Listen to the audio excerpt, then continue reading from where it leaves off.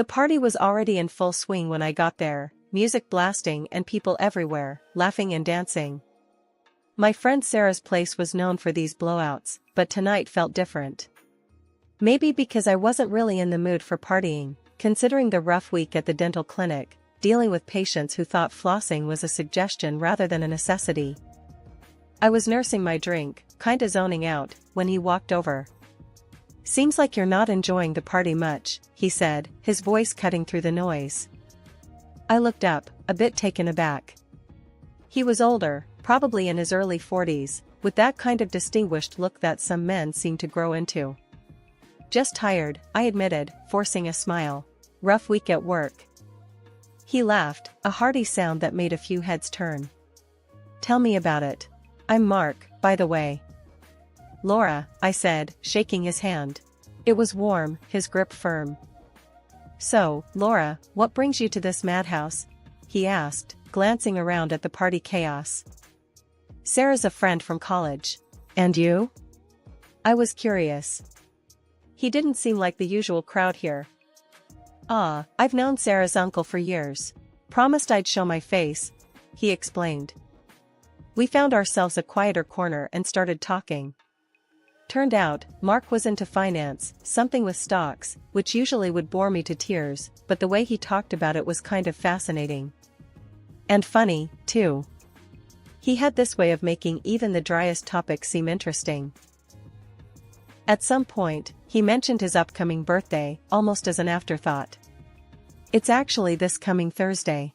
Another year closer to oblivion," he joked, a mock toast with his drink. "Happy early birthday, then. I'll have to get you a present," I said, playing along with the jest. He raised an eyebrow, a smile playing on his lips. "Oh, really? Well, I wouldn't say no to that. How about you join me for dinner? Consider it my birthday present." I laughed, thinking he was continuing the joke. "Sure, why not? Beats spending your birthday alone, right?" To my surprise, he took out his phone. "Great. Let me get your number, and I'll send you the details." That's how I ended up agreeing to a dinner for Mark's birthday, barely an hour after meeting him. It was impulsive, sure, but there was something about him, something that made me want to say yes. The night of the dinner came quicker than I thought.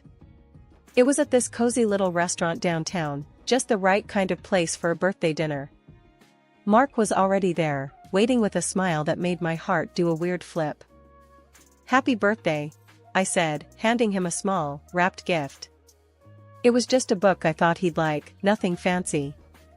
He looked genuinely touched, opening it with a care that made me feel, I don't know, special, I guess. "This is perfect, Laura. Thank you." Dinner was amazing. We talked about everything and nothing, from our jobs to the crazy ways of the world. And the more we talked, the more I realized I was enjoying myself, enjoying his company. It was late when we finally left the restaurant. "Thanks for a great birthday, Laura.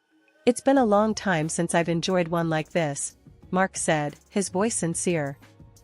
I felt a warmth spread through me at his words. I'm glad I could make it special. Happy birthday, Mark. Who knew a simple birthday dinner could kick off a whirlwind like the one Mark and I found ourselves in? Not me, that's for sure. After that night, we started seeing each other more and more. It wasn't long before those casual dates turned into something that felt a lot like, well, like something serious. One chilly evening, we were walking down the street after grabbing a bite at this little dive that Mark loved. He was going on about something funny that happened at his office, his laughter echoing in the cool air. Suddenly, Mark stopped walking and turned to me, his expression serious all of a sudden. "Laura, I've been thinking." "Yeah?" I prompted, a bit taken aback by the sudden shift in mood. "I'm really happy with you. Like, really happy. And I was wondering.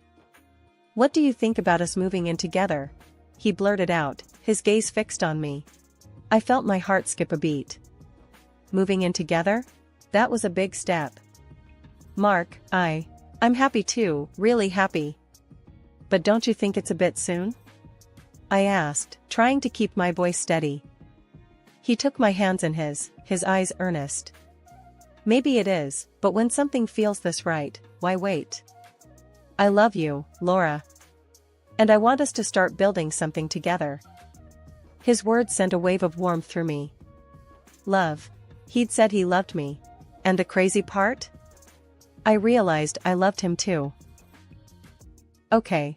I said, the word coming out in a whisper. Let's do it. Let's move in together.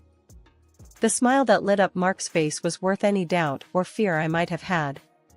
From that night on, things moved quickly.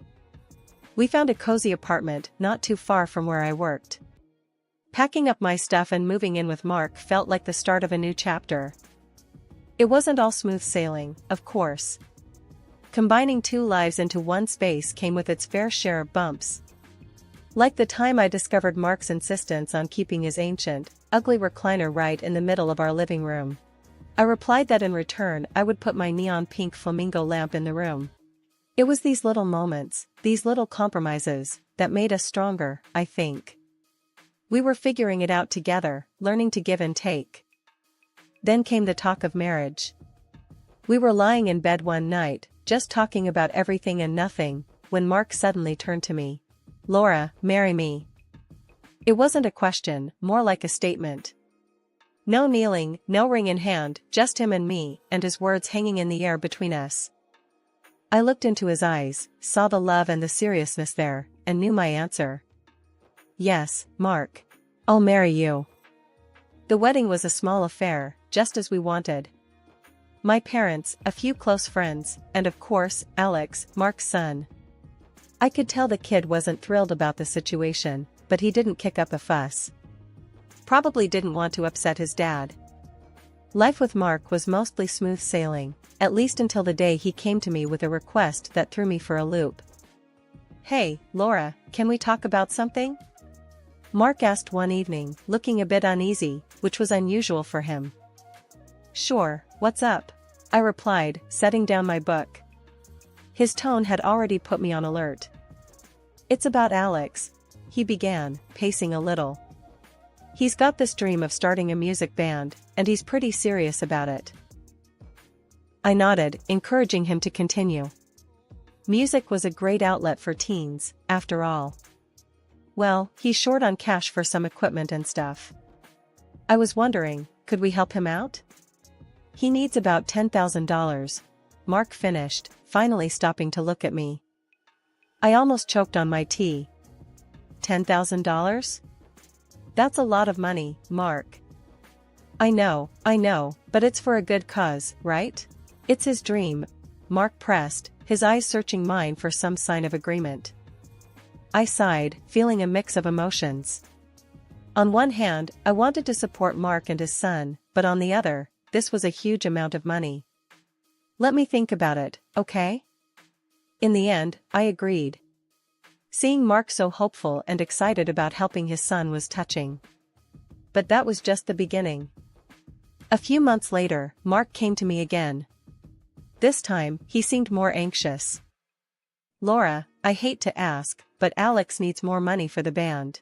Another $10,000, he said quickly, as if trying to get the words out before he could change his mind. I felt my frustration rise. Again, Mark? We just gave him $10,000. Where is all that money going? Mark's face fell, and he became defensive. He's investing in his future, Laura. Don't you think it's worth it? I do, but it's a lot of money. We're not made of cash, you know, I replied, trying to keep my voice calm. The argument that followed was heated. Mark accused me of not caring about Alex's future, and I accused him of not being realistic. It ended with Mark storming out, leaving me alone and bewildered. He returned a few days later, apologetic but still insistent. I'm sorry for blowing up, Laura. But it's important. To me, to Alex, please. Torn between my love for Mark and my concerns about this seemingly bottomless pit of financial support for Alex's band, I agreed once more. But it didn't sit right with me. Then came the bombshell. Mark, looking more haggard and desperate than I'd ever seen him, asked for $30,000. Mark, this is crazy. $30,000? What's going on? This isn't just about some band, I said, feeling my patience wearing thin. It's for a tour. They've got a real shot, Laura, he stammered, avoiding my gaze. A tour? Mark, you can't expect me to believe this. We need to see some proof, something to show for all this money, I demanded, my voice rising. Mark exploded. Why can't you just trust me, Laura? Why do you always have to make things so difficult? The fight that ensued was ugly, full of accusations and hurtful words. Mark threatened divorce if I didn't agree to give Alex the money. I was stunned. This wasn't the man I married. I asked for time to think, but what I really needed was answers. This situation felt wrong on so many levels, and I was determined to get to the bottom of it. First stop on my detective trail was the internet. I figured if Alex's band was legit, they'd have some kind of online presence. So, I hunkered down with my laptop, typed in the band's name Mark mentioned, and hit search. The results were as barren as a desert, nothing, zip, zilch. Not a single trace of a band that was supposedly on the brink of their big break. Feeling a mix of frustration and vindication, I headed over to Alex's Instagram. If there were any clues to be found, it had to be there. I scrolled through his feed, which was like flipping through a catalog of luxury. Fancy dinners, designer gear, you name it. But among the high-life snapshots, not a single pic hinted at a music career. No instruments, no rehearsal spaces, nothing. Baffled, I decided it was time for some expert advice. I dialed up Danny, a buddy from college who's now deep into the music scene, always on the pulse of the latest bands and trends. Hey Danny, it's me. I started, trying to sound casual. Quick question for you, ever heard of a band called? I gave him the name Mark had fed me. There was a moment of silence on the line, then Danny's confused voice came through. Never heard of them. And trust me, if they were making any waves, I'd know. Why? They any good? I let out a sigh, a mix of disappointment and relief. Nah, just came across the name. Thought I'd check. Thanks, man. Danny's curiosity was piqued. You sure? I can do a bit more digging if you want. No, it's okay. Really. I appreciate it, though, I said, before quickly changing the subject. We chatted for a few more minutes about nothing in particular, before hanging up. There I was, back at square one, but now armed with a bucket load of doubts, and no one to share them with. I didn't breathe a word of this to Mark. How could I? I didn't know whether he was in on this scam or just another pawn in Alex's game. Nah, this needed more digging, and until I had something solid, my lips were sealed. The moment had come to face the music, or, more accurately, the lack thereof. I perched in front of my computer, the green light of the webcam flickering to life. My finger hovered over the Skype icon before pressing it with determination. This wasn't just a call, it was a confrontation. Alex answered, his face filling the screen. He looked relaxed, maybe too relaxed, like he was about to schmooze more money out of me. He didn't know the storm that was coming. Hey, Laura. What's up? He started, all smiles. Cut the crap, Alex. We're not playing this game anymore. There's no band, is there? No music, no gigs, just you, living it up on my dime. I shot back, not giving him an inch. He tried to keep his smile, but I saw it falter. What are you talking about? Of course, there's a... Save it. I've done my homework. Your Instagram's a nice little portfolio of lies. Yeah, your band is as real as a $3 bill. I cut him off, my voice sharp as a knife. For a moment, Alex looked like he was searching for another lie, another angle. But then, his expression shifted, darkened. You're gonna regret poking your nose into this, Laura. I've got friends, the kind that make problems go away. The thread hung in the air, a shadow passing over his face. My heart skipped, fear mingling with anger. But I wasn't about to back down. Threats, Alex? Really? Here's something you should know, this call is being recorded. Every word. Think your friends can handle police heat? Watching his bravado crumble was almost satisfying. His face went from confident to pale, his eyes wide. No, no, no. You can't. I was just. Please, Laura. I made it up, okay? There's no gang, no friends. It's just me. The tears started, his tough act melting away to reveal a scared kid in over his head. But I was past sympathy. All this, for what, Alex? Why the lies? Why the money? He was sobbing now, a mess of regret and fear. I just wanted to be someone, you know? Someone important. The money, the lifestyle. I thought it would make me happy. And you lied to your father? That part of your happiness plan? I pushed, needing him to understand the weight of his actions. He flinched, wiping his eyes. It wasn't supposed to go this far. I found out about him and someone else. Photos. I thought I could use it to. I don't know, get more money, keep up the act. I felt cold, a chill that went bone deep. You have proof? Send it. Now. He didn't argue, quickly tapping away on his end. Moments later, my phone dinged with the incoming evidence. Photos of Mark in the arms of another woman, unmistakable in their betrayal. My heart broke, not just for the marriage I thought I had, but for the man I thought Mark was. Armed with the ugly truth and a heavy heart, I waited for Mark to come home. The air was thick with anticipation, almost suffocating. I rehearsed what I was going to say 1,000,000 times over, but when I heard his key in the door, all my plans flew right out the window. He walked in, tired, the lines on his face more pronounced than ever. Hey, Laura. We need to, he started, but I cut him off. We need to talk. Now. I said, my voice firmer than I felt. Mark paused, looking at me, really looking, and he must have seen something in my eyes because he nodded, setting his bag down with a heaviness that matched my heart. Okay, what's wrong? I took a deep breath, the photos I'd received from Alex burning a hole in my pocket. It's about Alex, and you. I know everything, Mark. His face paled, the blood draining away as if I'd struck him. What do you mean?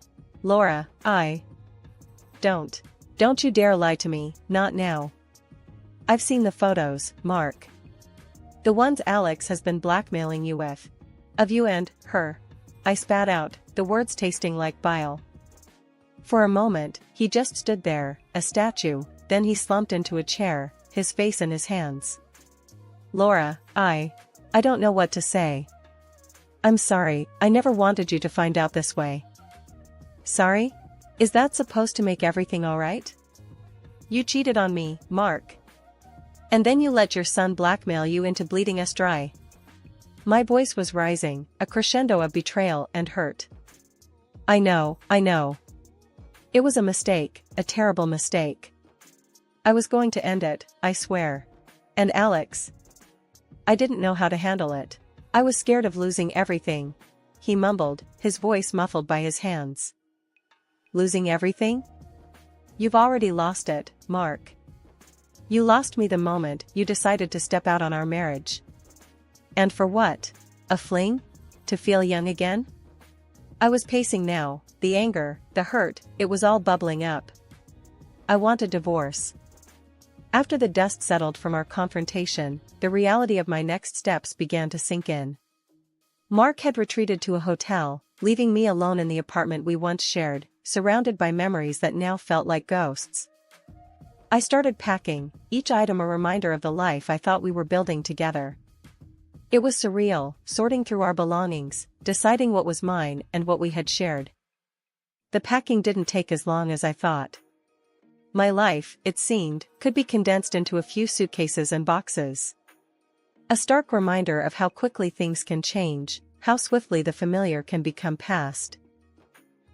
Once everything was packed, I stood in the middle of the now bare living room, a pang of sadness hitting me. This was it.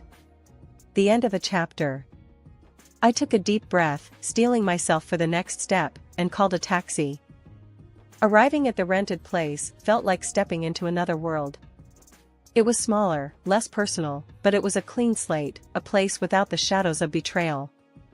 After paying the taxi driver, I hauled my things up to the apartment, the physical exertion a welcome distraction from the turmoil inside. Once inside, surrounded by boxes and suitcases, I finally allowed myself a moment to breathe. The quiet of the apartment was a stark contrast to the storm of emotions I'd been living through. It was in this new silence that I realized the gravity of what had happened, of what I'd done. I'd left my husband, my home, and stepped into the unknown. Needing to hear a friendly voice, I picked up my phone and dialed Sarah, the friend whose birthday party had changed my life all those years ago. She answered on the second ring, her voice a balm to my frayed nerves. "Hey, it's me," I started, my voice steadier than I felt. "Hey, what's up?